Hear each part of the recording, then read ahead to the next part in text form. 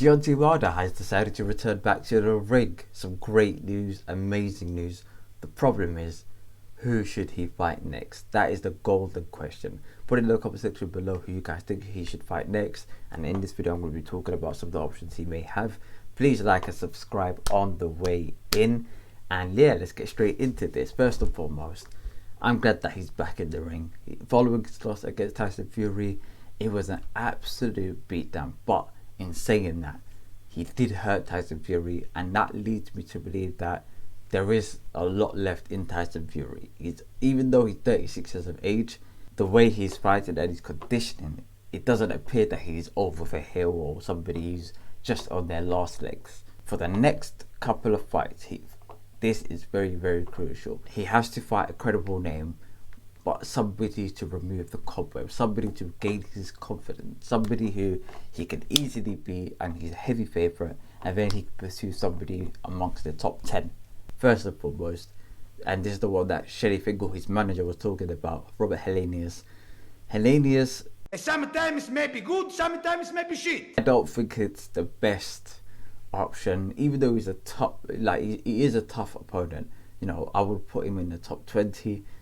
I think that for somebody who's making a comeback into the boxing world, Robert Helenius is not the most inspiring options. You know the way there. I wouldn't put Robert Helenius in my top 15, whereby I think Deontay Wilder is in my top 5, and I think Deontay Wilder should be fighting people amongst the top 15 if he wants to redeem himself as a credible heavyweight. Chisora was another one who was put his hat in the ring and said after the Pulev fight, I want to fight the Bronze Bomber. I'm torn. I'm very, very torn, and the reason why I say that is I'd want Chisora to retire after the Pulev fight. I don't want him to fight a single person going forward, and I want him just to hang his gloves up and go off into the sunset after beating a person who he lost to initially. Chisora has clearly indicated that he's going to fight 1 or 2 more fights, and he wants a bigger name. The person who's going to cause the least damage on his long-term health, and that's probably going to get him his biggest payday, is Deontay Wilder. Even though it may not look it from you watch that fight, when you see that fight play out and Deontay Wilder claps him with a right hand and Chisora's completely out, that's probably a lot better than fighting somebody like a Daniel Dubois, for example, over the space of 12 rounds who's just constantly throwing power punches to your head.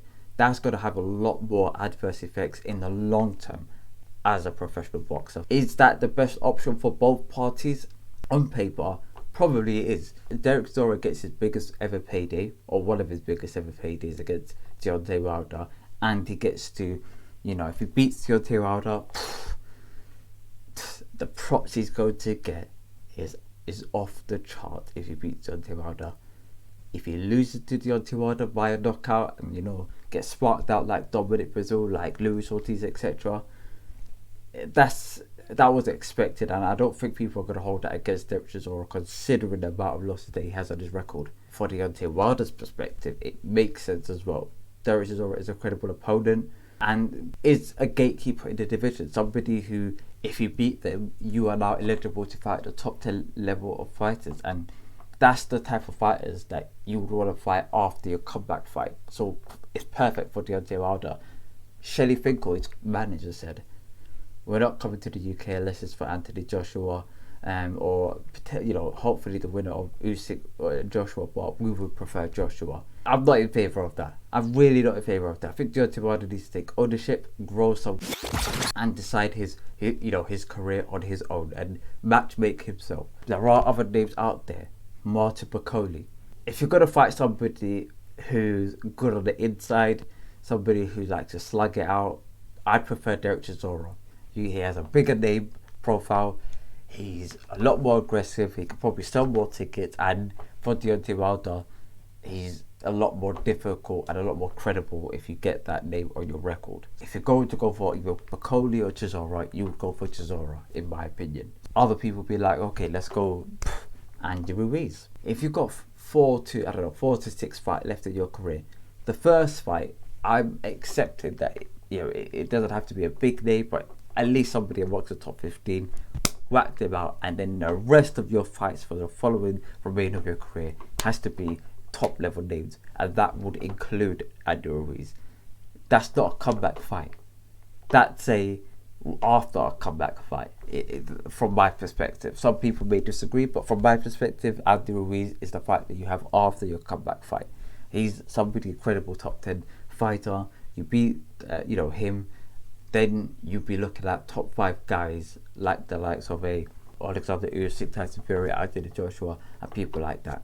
My choice for Deontay Wilder to come back and fight for me is, and I know it sounds stupid, if Derek Chisora wants to fight on, I think that's probably both parties' best option. Put it in the comment section below who you want Deontay Wilder to face next, and what you think his career direction should be going forward. Till next time, peace, love and prosperity, guys, and I'm gonna see you in the next video. Peace.